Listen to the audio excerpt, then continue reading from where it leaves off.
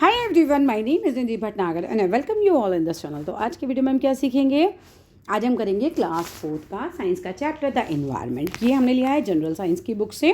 All credit goes to writer as well as the publisher. तो चलो without delay अपनी video को शुरू करते हैं। All living and non living things in our surroundings make up our environment. भाई जितनी भी लिविंग चीज़ें होती हैं, मतलब जिनमें सांस लेते हैं, जिनमें जान होती है, जो मूव करते हैं, ठीक है, आपके और मेरी तरह कुछ बोल पाते हैं, वो लिविंग थिंग्स होती हैं। And non living things means जिनमें जान नहीं होती है ना, जो सांस नहीं लेते। आपका टीवी, आपका पलंग, आपका पंखा, कोई सांस तो नहीं लेते, चलते फिरते तो नहीं है खुद से। तो ये नॉन लिविंग थिंग्स होते हैं। और लिविंग और नॉन लिविंग दोनों को मिलाकर हमारा क्या बन जाता है बच्चा? इन्वायरमेंट बन जाता है। Human activities pollute the environment. अब इंसान क्या कर रहा है? इन्वायरमेंट को गंदा कर रहा है, हम पॉल्यूट कर रहे हैं उसे। Importance of environment. अब इस चैप्टर में हम पढ़ेंगे कि भाई इंपॉर्टेंस क्या है हमारे पूरे इन्वायरमेंट की, हमारे पर्यावरण की। इफेक्ट्स ऑफ ह्यूमन एक्टिविटीज़ क्या पड़ रहा है इन्वायरमेंट पे, क्या इसका प्रभाव पड़ रहा है। वेस्ट प्रोडक्ट जो ह्यूमन एक्टिविटीज़ के होते हैं उसको हम पढ़ेंगे। हैजार्डियस वेस्ट हम कैसे उसको यूज़ करें वो हैं। हम वाटर डिस्पोजल पढ़ेंगे, पोल्यूशन पढ़ेंगे और सेविंग द अर्थ पढ़ेंगे। ये सब चीज़ें हम इस चैप्टर में पढ़ने वाले हैं। सेविंग द एनवायरनमेंट, किस तरीके से अपने एनवायरनमेंट को सेव कर सकते हो। राघव बोलता है my mother always carries a cloth bag. मेरी मम्मी हमेशा कपड़ों का बैग यूज़ करती हैं when she goes to buy vegetables, जब वो वेजिटेबल खरीदने जाती हैं। एक्चुअली प्लास्टिक बैग से तो बहुत अच्छा है, क्योंकि जो कपड़े का बैग होता है ना बच्चों, वो बायोडिग्रेडेबल होता है। यानी कि जब वो ख़राब हो जाएगा, ख़त्म हो जाएगा, तो वो मिट्टी के साथ घुल मिल जाएगा, ठीक है। इसलिए हमें नेचुरल चीज़ें यूज़ करनी चाहिए, प्लास्टिक नहीं यूज़ करनी चाहिए। रहीम कहता हुआ है तो vendor gives a polythene bag. Vendor तो पॉलिथीन बैग देता है दुकानदार। व्हेन वी बाय वेजिटेबल्स, जब हम सब्जियां खरीदते हैं। राघव कहता है polythene is not good for our surrounding and that's very true. Polythene हमारे सराउंडिंग्स के लिए बिल्कुल अच्छी नहीं है। Let us know more about it. तो चलो इसके बारे में और सीखते हैं। Importance of environment. हमारे इन्वायरमेंट की क्या इंपॉर्टेंस है? Our environment includes all living and non living things. हमारे इन्वायरमेंट में जितनी भी लिविंग थिंग्स हैं, नॉन लिविंग थिंग्स है, सब कुछ मिलाकर हमारे इन्वायरमेंट बन रहा है। दैट सराउंड्स अस, जो हमारे आसपास है ना, अफेक्ट आवर लाइफ, और यही हमारे जीवन पर बहुत प्रभाव डालता है। The environment helps us to meet our basic needs. Environment हमारी बेसिक नीड, जैसे हमें ऑक्सीजन चाहिए, हमें पानी चाहिए, हमें फूड चाहिए, हमें शेल्टर मीन्स घर चाहिए, हमें वार्मथ यानी कि गर्मी चाहिए, तो वो सब चीज़ें हमें अपने इन्वायरमेंट से मिल जाती हैं। We breathe in oxygen from the air. हम ऑक्सीजन कहाँ से लेते हैं भाई? एयर से ही लेते हैं। We get water from different water bodies. हमें पानी कहाँ से मिलता है? अलग अलग वाटर बॉडीज से मिलता है। जैसे हमें समुद्र से, ओशन से, लेक से, पॉन्ड से, स्ट्रीम झरनों से, इन सब से मिलता है। सी और ओशन में क्या अंतर होता है? दोनों समुद्र ही हैं, लेकिन सी छोटा वाला समुद्र होता है, ओशन बड़ा होता है। We get food from plants and animals. हमें फूड मिलता है प्लांट्स और एनिमल्स से। या तो आप प्लांट प्रोडक्ट खाते हो या तो आप एनिमल को खाते हो, है ना। मार के जो नॉन वेजिटेरियन लोग होते हैं। We build our homes. हम अपने घर बनाते हैं from the material available from the earth. वो उस मटेरियल से जो भी अर्थ पर हमें मिल रहा है। Our clothing, shelter, fuel, furniture, metal, non metals, medicines are obtain from the environment. हमें ये सारी चीज़ें, हमारे कपड़े, हमारा घर, फ्यूल मीन्स ईंधन जो आप जलाते हो, जिससे कोयला हो गया, पेट्रोल हो गया, डीजल हो गया, कोई भी फ्यूल हो सकता है, जो भी चीज़ जलती है वो है ना, वो फ्यूल। फर्नीचर मेटल की चीज़ें हैं, नॉन मेटल की चीज़ें हैं, हमारी दवाइयाँ हैं, सब कुछ हमें अपने इन्वायरमेंट से मिल जाता है। सिंथेटिक मटेरियल जैसे कि सैरेमिक हो गया, प्लास्टिक हो गया, सीमेंट हो गया, ग्लास, कांच हो गया, ये सब मैन्युफैक्चर होता है यूजिंग रॉ मटेरियल। सबसे पहले कच्चा माल हमें मिलता है इन्वायरमेंट से, और फिर हम उस कच्चे माल से चीज़ें बना लेते हैं। Plants and animals also depend on their environment for survival. भाई देखो, प्लांट्स और एनिमल्स भी डिपेंडेंट होते हैं इन्वायरमेंट पर सर्वाइवल के लिए। प्लांट्स गेट सनलाइट, पेड़ों को सनलाइट मिलती है, एयर मिलता है, वाटर मिलता है, सॉइल मिलता है फ्रॉम द इन्वायरमेंट। कहाँ से मिलता है भाई? इन्वायरमेंट से मिलता है। ऑल एनिमल्स डिपेंड डायरेक्टली और इनडायरेक्टली ऑन प्लांट्स। जितने भी एनिमल्स हैं वो डायरेक्टली और इनडायरेक्टली प्लांट्स जो हैं उन पर डिपेंड करते हैं फॉर देयर सर्वाइवल, अपने सर्वाइवल के लिए। Effects of human activities on the environment. अब इंसान जो करता है ना, उसका बहुत ज़्यादा प्रभाव पड़ता है हमारे इन्वायरमेंट पर। अच्छा करोगे तो अच्छा हो जाएगा इन्वायरमेंट, ख़राब करोगे तो ख़राब हो जाएगा इन्वायरमेंट अंडरगोज कॉन्स्टेंट चेंजेस। अब इन्वायरमेंट में लगातार बदलाव होते रहते हैं। चेंजेस इन द इन्वायरमेंट में B caused by natural factors. अब इन्वायरमेंट में जो भी चेंजेस होता है उसकी वजह कुछ प्राकृतिक हो सकती हैं, और बाय ह्यूमन एक्टिविटीज़, या फिर इंसान की कुछ एक्टिविटीज़ भी इसका कारण हो सकती हैं। नेचुरल फैक्टर्स क्या हो सकते हैं? जैसे कि हवा चलना, बारिश का होना, बर्फ़ पड़ना, वॉल्केनोज जो धरती के अंदर से आग का लावा फूटता है, ज्वालामुखी, वो भी हो सकता है causes change in the environment. और इसकी वजह से भी क्या है, एनवायरनमेंट में बदलाव आता है। ह्यूमन एक्टिविटीज़ जैसे कटिंग डाउन ऑफ फॉरेस्ट, मतलब इंसान क्या कर रहा है भाई, पेड़ों को काटता है, जंगलों को काटता है ना, यूज़ करता है व्हीकल्स का, बिल्डिंग बनाता है, फैक्ट्रीज़ बनाता है, ये सब भी जो हैं also cause several undesirable changes. Undesirable का मतलब क्या हुआ कि भाई ऐसे चेंजेस हम चाहते थोड़ी हैं, अच्छा थोड़ी हमारे एनवायरनमेंट के लिए। अब आप वन काट दो मीन्स फॉरेस्ट काट दो, जंगल काट दो, तो ये कोई अच्छा थोड़ी है। क्यों काट रहे हैं हम, अपने अपने घर बनाने के लिए काट देते हैं, अपनी फैक्ट्रीज़ लगाने के लिए काट देते हैं। तो ये सब चीज़ें एनवायरनमेंट के लिए अच्छी नहीं है, अनडिज़ायरेबल चेंजेस हैं, अच्छे चेंजेस है नहीं है। ऐसे चेंजेस जो आपके लिए अच्छे नहीं हैं, जिस ऐसे बदलाव जो आप चाहते ही नहीं हो, ऐसा बदलाव अब कौन चाहेगा कि पॉल्यूशन बहुत ज़्यादा हो जाए, ठीक है, लेकिन हो जाता है, अनडिज़ायरेबल चेंज है। Human beings have cut down forest, इंसान जो है पेड़ों को काटता है एंड अदर ग्रीन एरियाज़ को काटता है टू बिल्ड देयर होम, है ना, अपना घर बनाने के लिए। Thereby reducing the land available for plants, क्योंकि क्या होता है इससे फिर, क्यों ऐसा कर रहा है, क्योंकि लैंड जो है प्लांट्स और एनिमल्स के लिए मतलब रिड्यूस होती जा रही है। अब अगर आप जंगल काटोगे तो जो एनिमल वहाँ रहते हैं उनके लिए घर कम हो जाएगा, जो प्लांट्स वहाँ हो गए हैं वो कम हो जाएंगे। तो some of these changes have led to the extinction of many kinds of plants and animals, उन्हीं की वजह से बहुत सारे प्लांट्स और एनिमल्स जो हैं वो गायब भी होते चले जा रहे हैं, एक्सटिंक्ट होते चले जा रहे हैं, अब वो हैं ही नहीं, एक तरीके से उनकी स्पीशीज़ ख़त्म हो गई हैं। As the world is becoming more and more crowded, जैसे कि दुनिया बहुत ज़्यादा भीड़ होती जा रही है due to human over population, क्योंकि इंसान की पॉपुलेशन बहुत बढ़ती जा रही है। Environment pollution is becoming a serious problem, तो इन्वायरमेंट में जो पॉल्यूशन है ये भी एक बहुत सीरियस प्रॉब्लम बनती जा रही है। One of the main effect of human activities is pollution of the environment. भाई देखो, इंसान जो भी काम कर रहा है ना, उससे एक बहुत ख़राब जो प्रभाव पड़ रहा है वो ये है कि पोल्यूशन बहुत हो रहा है। Pollution is the introduction of a substance or a thing that has harmful poisonous effects in the environment. Pollution का मतलब ये होता है ऐसी हार्मफुल या फिर जहरीली चीज़ें जो कि इन्वायरमेंट को नुकसान पहुंचाती हैं, है ना। हम पोल्यूशन कर रहे हैं मतलब हम इन्वायरमेंट में कुछ भी ऐसा डाल रहे हैं गंद, जिससे कि इन्वायरमेंट ख़राब होता जा रहा है, जहरीला होता जा रहा है। The substance or a thing जो कि हार्म पहुंचाते हैं इन्वायरमेंट को, हम कहते हैं ये पॉल्यूटेंट है, ठीक है। पॉल्यूशन मतलब मिक्सचर ऑफ पॉल्यूटेंट समझ लो, उससे पॉल्यूशन हो जाता है। Waste produced by human activities, अब इंसान बहुत सारे ऐसे काम करता है जिससे गंदगी निकलती है, ठीक है, आपके घर में रोज़ कचरा निकलता है। ह्यूमन एक्टिविटीज़ प्रोड्यूस करती हैं waste of many different types, हम इंसान जो हैं वो अलग अलग टाइप का वेस्ट प्रोड्यूस करते हैं। Waste can be divided into the following 3 types, 3 type के वेस्ट हो सकते हैं। बायोडिग्रेडेबल, ये थोड़ा अच्छा वेस्ट होता है, ठीक है। Waste which can be broken down into simpler substance by microbes, वो बायोडिग्रेडेबल वेस्ट होता है। डेफिनेशन यहीं से याद करनी है। तो जिन्हें माइक्रोब्स जो हैं सिंपलर सब्सटेंसेस में बना देते हैं। देखो घूम फिर के मतलब समझो, तुम ना अगर अपने सब्जियों के छिलके लोगे, उसको मिट्टी में दबा दोगे, कुछ टाइम बाद देखना खोद के वहाँ पे मिलेंगे ही नहीं वो माइक्रोब्स, उसको मिट्टी में ही घुला मिला देंगे, फिर मिट्टी और वो छिलके सब आपस में मिक्स हो गए हैं, कुछ नहीं पता चलेगा, वो बुरादा सा बन जाएगा और मिट्टी में मिक्स होकर मिट्टी जैसा ही बन जाएगा। ये बायोडिग्रेडेबल वेस्ट होता है।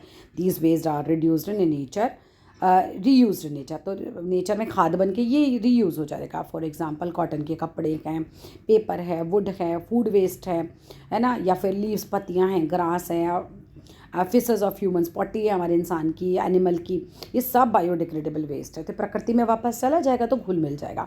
लेकिन नॉन बायोडिग्रेडेबल वेस्ट कैसा होता है? वेस्ट सच एज कांच हो गया, ग्लास, प्लास्टिक हो गया, या कोई मेटल हो गया जैसे लोहा है या एल्यूमिनियम, कुछ भी can not B broken down into simpler substances. ये सिंपलर सब्सटेंसेस में ब्रोकन डाउन होता ही नहीं, ना तो बाय विंड होता है, ना बाय वाटर होता है, ना किसी अदर नेचुरल एजेंट के द्वारा होता है। These waste can not be reused, अब ये रीयूज़ भी नहीं हो पाता नेचर में, इसीलिए हम इसे नॉन बायोडिग्रेडेबल वेस्ट कहते हैं। हैज़ार्डियस वेस्ट क्या होता है? देखो वेस्ट विच आर पॉइजनियस, ये बहुत ही ख़राब है, ये सबसे ख़राब है क्योंकि ये जहरीला होता है, ये थ्रेट है हमारे एनवायरनमेंट के लिए, ख़तरनाक है हमारे एनवायरनमेंट के लिए, इसको हैज़ार्डियस वेस्ट कहते हैं। जैसे पेंट बहुत ख़तरनाक है, पेस्टिसाइड्स बहुत ख़तरनाक है, मेडिसिन्स, मतलब अगर आपने मेडिसिन्स अपने फेंक दिए और वो सोचो वो मेडिसिन किसी जानवर ने खा लिए तो उसकी बॉडी को भी तो कितना नुकसान होगा ना। आप मेडिसिन जहरीली हो सकती है अगर आपकी बॉडी को उसकी ज़रूरत नहीं और आप खा जाए उससे, तो है ना, आपके लिए ख़राब भी हो सकती है। तो हैज़ार्डियस वेस्ट में ये आ जाता है। वाटर डिस्पोजल की बात की जाए तो waste have to be disposed in a proper manner, तो वेस्ट जो होता है वो बहुत प्रॉपर मैनर में हमें फेंकना चाहिए टू प्रोटेक्ट द एनवायरनमेंट, अगर हम एनवायरनमेंट को प्रोटेक्ट करना चाह रहे हैं। It is necessary to separate the biodegradable waste from the non biodegradable waste. And hazardous waste. तीनों वेस्ट को हमें क्या करना चाहिए भाई, अलग अलग बांट लेना चाहिए, सेपरेट कर लेना चाहिए। If waste are not separated correctly during disposal, अगर आप वेस्ट को सेपरेट नहीं करेंगे कलेक्ट करते time, non biodegradable hazardous waste can contaminate ground, वो मिट्टी को, ग्राउंड को ही गंदा कर लेगा और इससे वजह से बहुत सारे हेल्थ प्रॉब्लम्स हो जाएंगे। Biodegradable waste are also known as wet waste. जो बायोडिग्रेडेबल वेस्ट होता है, जैसे सब्जी के छिलके विलके, जो कपड़ा वपड़ा तुम्हें बताया था, ये वाला वेस्ट जो है ये वेट वेस्ट कहलाता है and they can be subjected to composting. इससे कंपोस्ट यानी खाद बन जाती है। कंपोस्टिंग क्या होता है? कंपोस्टिंग इज़ अ प्रोसेस, ये एक ऐसा तरीका है इन विच प्लांट और एनिमल वेस्ट जो होता है कन्वर्ट हो जाता है टू ह्यूमस में। ह्यूमस पौधों के लिए बहुत अच्छी होती है with the help of micro organism. Micro organism plant और एनिमल वेस्ट वगैरह सबको क्या कर देते हैं, ह्यूमस में कन्वर्ट कर देते हैं। ह्यूमन्स इंक्रीज द, अब ह्यूमस क्या करती है, फर्टिलिटी ऑफ द सॉइल बढ़ा देती है, माने मिट्टी जो है वो उपजाऊ और ज़्यादा हो जाती है, उसमें अच्छे से फसल उग पाती है। Non biodegradable waste are also known as dry waste. Non biodegradable waste को हम ड्राई वेस्ट भी बोलते हैं। दे कैन बी रीयूज, वो रीयूज होती है डिफरेंट तरीक़ों से। For example old paper can be treated and reuse to make new paper. पुराने पेपर्स को आप रीयूज़ कर सकते हो और नया पेपर बना सकते हो। हैजार्डियस वेस्ट जो होता है have to be treated carefully. अब इसको सबसे ज़्यादा केयरफुली ट्रीट करना, क्योंकि ये तो पॉइजनियस है ना, और डिस्पोज ऑफ करने से पहले हमें बड़ा ध्यान रखना पड़ता है कि, और प्रिवेंट करना पड़ता है कि भाई ये इन्वायरमेंट को डैमेज ना पहुंचाए। एवरी हाउस होल्ड, हर एक घर में must dispose of waste carefully. सबको कूड़ा जो बड़े ध्यान से फेंकना चाहिए, वेट को अलग करो, हैजार्डियस को अलग करो, इस तरीके से by separating them in wet waste और ड्राई वेस्ट। अब आ जाओ पॉल्यूशन क्या होता है। Air pollution, water pollution, soil pollution, ये टाइप्स ऑफ पॉल्यूशन होते हैं और कॉज्ड होता है बाय डिफरेंट ह्यूमन एक्टिविटीज़ के कारण ये सब होते हैं। Pollution has harmful effects. Pollution के बहुत ही खतरनाक इफेक्ट होते हैं, इंसान के ऊपर ही नहीं बट प्लांट्स पर भी, एनिमल्स पर भी, इन्वायरमेंट में, सब जगह।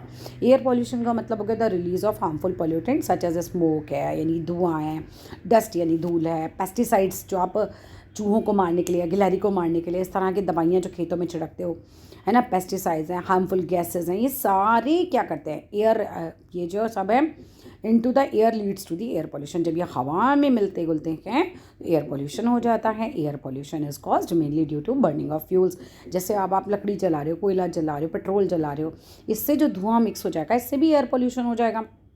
अवर means of transportation like aeroplanes चल रहे हैं, कार्स चल रहे हैं, बोट्स चल रहे हैं, है ना, जो इंजन वाली बोट होती हैं, ट्रेन चल रहे हैं, इन सब में फ्यूल लगता है, डीजल लगता है, पेट्रोल लगता है।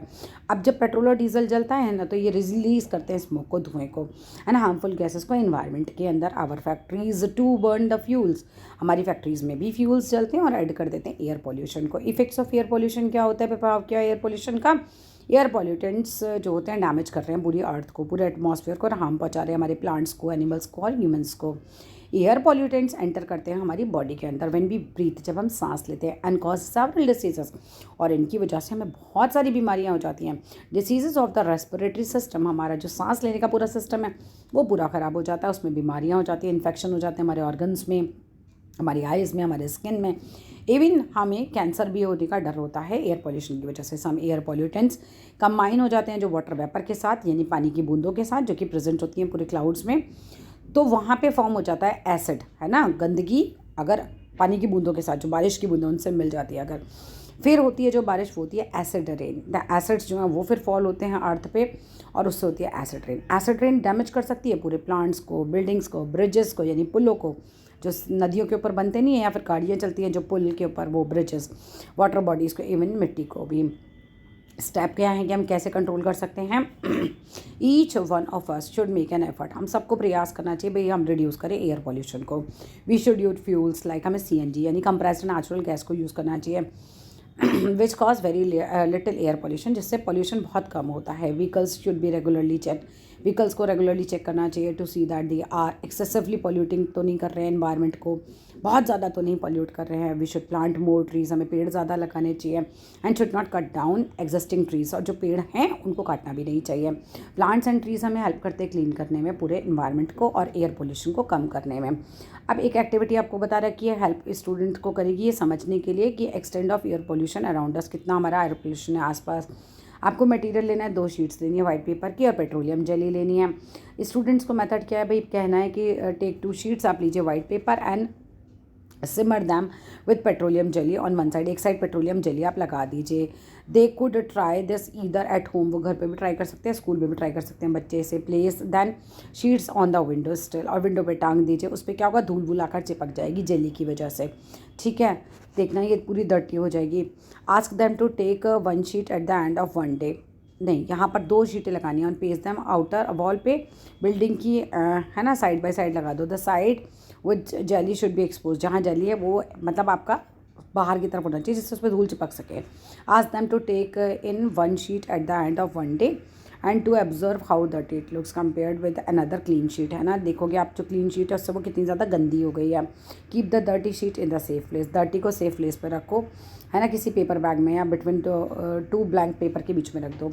Take the other sheet in the after a week, फिर एक और शीट लो आफ्टर अ वीक, है ना। स्टूडेंट से कहना कंपेयर करो शीट्स को, तो गंदगी पता चल जाएगी आपके आसपास कितनी है। वाटर पोल्यूशन की बात करें तो water gets polluted in different ways, पानी भी जो है अलग अलग तरीके से गंदा हो जाता है। थ्रोइंग ऑफ वेस्ट, जब आप वेस्ट फेंकते हो ना, है ना, बेट्स ऑफ एनिमल्स, मतलब जानवरों को नहला देंगे, कपड़े धो देंगे, बर्तन धो देंगे नदियों में, पॉन्ड्स में, लेक्स में, है ना, स्ट्रीम्स, झरनों में, इससे वाटर पोल्यूशन हो जाता है। फैक्ट्रीज़ जो हैं वो मैन्युफैक्चर करती हैं बहुत सारी चीज़ें, और ये भी क्रिएट करता है वाटर, है ना, वेस्ट प्रोडक्ट को, एज वेल एज दीज जो वेस्ट प्रोडक्ट्स हैं बहुत हार्मफुल केमिकल्स होते हैं इनमें, और these waste from the factories are often release into water bodies, ये वाटर बॉडीज़ में वेस्ट छोड़ दिया जाता है, जैसे लेक्स में छोड़ देंगे, रिवर्स में छोड़ देंगे, ओशंस में छोड़ देंगे, फिर उनको गंदा करते हैं।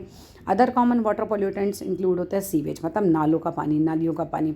सीवेज इज़ ह्यूमन और एनिमल वेस्ट ही होता है ये sewage, which is release into water without any treatment, इसकी वजह से भी वाटर पोल्यूशन होगा। आपका गंदा जो पॉटी का पानी है सारा, सोचो अगर नदियों में मिल जाए और वही पानी आपके घर में टैप में पीने के लिए आ जाए तो क्या हो। सो हमें बहुत ध्यान रखना चाहिए इस चीज़ का ना। ट्रीटमेंट करवाती है सरकार, वाटर ट्रीटमेंट प्लान होते हैं। केमिकल्स लाइक पेस्टिसाइड्स और फर्टिलाइज़र्स, ये आप फार्म में अपने खेतों में डाल देते हैं। पेस्टिसाइड मतलब चूहों को मारने के लिए, हरियों वगैरह को मारने के लिए, पेस्ट्स को मारने के लिए होता है। फर्टिलाइज़र केमिकल खाद होती है एक तरीके की, तो ये भी क्या है, सॉइल को ख़राब करते हैं। They are carried by rain water into bodies of water polluting them, खेत नदी के पास है, बारिश पड़ेगी, खेत का पानी नदी में चला गया, वो भी वाटर बॉडी को ख़राब कर देगा। फिर शिप्स जो कैरी करते हैं ऑयल को, वो भी रिस्पॉन्सिबल होते हैं वाटर पॉल्यूशन के, क्योंकि उसमें से अगर ऑयल वगैरह स्पिल कर जाए, छलक जाए, है ना, तो वो भी वाटर में पॉल्यूशन लेकर आएगा। तो इफेक्ट्स ऑफ वाटर पॉल्यूशन क्या हुए, वाटर पॉल्यूशन इज़ हार्मफुल, बहुत नुकसानदायक होता है हमारी हेल्थ के लिए, ह्यूमन की हेल्थ के लिए, एनिमल के लिए। ड्रिंकिंग पॉल्यूटेड वाटर, उससे हमें बहुत बीमारियाँ हो सकती है, हमें डायरिया हो सकता है, हमें कॉलेरा हो सकता है, टाइफॉइड हो सकता है। वेस्ट जो कि फैक्ट्रीज से निकलता है वो भी अफेक्ट करता है एक्वाटिक प्लांट्स और एनिमल्स को, पानी में रहने वाले जीव जंतुओं को। ह्यूमन ऑल्सो ईट करते हैं हम फिश जो कि अफेक्टेड है वाटर पोल्यूशन के, फिर हम उसको खा लेते हैं तो हम भी बीमार पड़ सकते हैं। एक्वाटिक प्लांट लाइफ बहुत अफेक्टेड होती है वाटर पोल्यूशन के कारण। इसके बदले क्या है, in turn expects aquatic animals, मतलब बेसिकली एक्वाटिक प्लांट या एक्वाटिक एनिमल, अगर गंदा पानी है तो दोनों पे प्रभाव पड़ेगा। Steps to control water pollution, और वाटर पॉल्यूशन को कैसे कंट्रोल किया जाए भाई, waste should be not be dumped directly into water bodies, अब डायरेक्टली नहीं फेंकना चाहिए, उसको पहले ट्रीट करना चाहिए, साफ़ होना चाहिए चीज़ें। We should not bathe and wash utensils directly in the water bodies, नदी में मत नहाइए, बर्तन मत धोइए, कपड़े मत धोइए, क्योंकि वो गंदा कर रहे हैं हम बेसिकली उसे। जितना भी फैक्ट्री वेस्ट है उसको पहले ट्रीट किया जाना चाहिए, जब आप उसका पानी नदी में डाल रहे हैं उससे पहले। प्रॉपर सीवेज नालियों का सिस्टम होना चाहिए, वो बनना चाहिए जिससे कि डिस्पोजेबल जो है पानी का वो सही तरीके से और पानी ट्रीट हो सके अच्छे से वाटर बॉडीज़ में जाने से पहले। We should reduce the use of chemical fertilizer, pesticides, ये कम यूज़ करना चाहिए क्रॉप्स के लिए। अब मिट्टी सॉइल पोल्यूशन कैसे होता है, जब हम डंप करते हैं सॉइल में गंदगी तो फिर उससे सॉइल पोल्यूशन हो जाता है। ये नॉन बायोडिग्रेडेबल वेस्ट जैसे कि प्लास्टिक हो गया, ग्लास, मेटल, ये सब मिट्टी पे आप डालते जाओ, अगर हम वो डंप करते हैं सॉइल में तो ये बहुत पड़ा रहता है, सालों तक स्टे रहेगा वहीं पर ही, मैनी ईयर्स तक। हार्मफुल केमिकल्स जैसे फैक्ट्री से निकले ये भी समटाइम्स रिलीज़ हो जाते हैं मिट्टी के अंदर, तो ये केमिकल्स पूरा मिट्टी को ही पॉल्यूट कर देते हैं, फिर वहाँ कुछ उगता भी नहीं है। एक्सेसिव यूज़ अगर आप केमिकल फर्टिलाइजर्स का कर रहे हो तो ये मिट्टी को ही नुकसान पहुँचाएगा। अगर आप क्या कर रहे हो, कटिंग कर रहे हो पेड़ की या फॉरेस्ट को काट रहे हो, इससे भी सॉइल इरोजन होता है, मिट्टी उड़ने लग जाती है सारी। द फर्टाइल जो टॉप सॉइल है वो बह जाती है पूरी पूरी, जो मतलब मिट्टी होती है सबसे ऊपर की जिसमें पेड़ अच्छे से उगते हैं, पेड़ काट दोगे तो वही उड़ जाएगी सारी, बह जाएगी इधर उधर। अब बायोडिग्रेडेबल वेस्ट को हमें डिस्पोज करना चाहिए in the soil with decay and decompose adding to the fertility of the soil. अब इफ़ेक्ट क्या है सॉइल पोल्यूशन के? Soil pollution can lead to lower crop production. Soil pollution से क्या होगा? कम हो जाएगा फसल का उगना। अगर मिट्टी गंदी है तो फसल कहाँ ज़्यादा उगेगी उसमें? क्रॉप्स जो ग्रो होगी वो भी पॉल्यूटेड सॉइल में, वो पॉइजनियस फर्टिलाइजर्स को एब्जॉर्ब कर लेगी, केमिकल्स को कर लेगी, फिर आप खाओगे या एनिमल खाएगा तो वो दोनों ही बीमार हो जाएंगे। This can harm the animals and humans who eat these crops. गंदगी में उगी हुई चीज़ें खाओगे तो तुम बीमार पड़ोगे।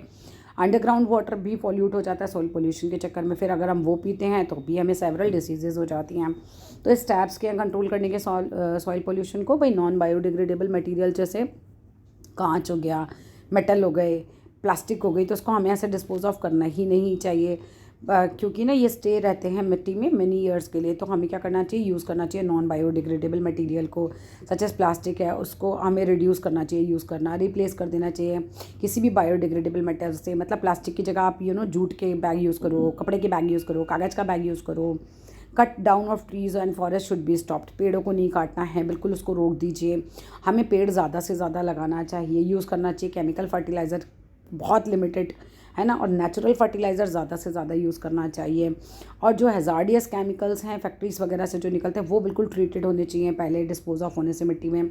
अब सेविंग द एनवायरनमेंट, हमें एनवायरनमेंट को कैसे बचाना है? The environment is very important for all living beings. सब लिविंग्स के लिए एनवायरनमेंट बहुत इंपॉर्टेंट है प्लानट अर्थ पर। ये रिस्पॉन्सिबिलिटी है, ड्यूटी है हर एक की कि एवरी वन ऑफ अस, हम सब जो है प्रोटेक्ट करें अपने एनवायरनमेंट को। कुछ स्टेप्स दी हैं which can take towards protecting the environment, जो हम एनवायरनमेंट को बचाने के लिए यूज़ कर सकते हैं। Reduce, reuse and recycle.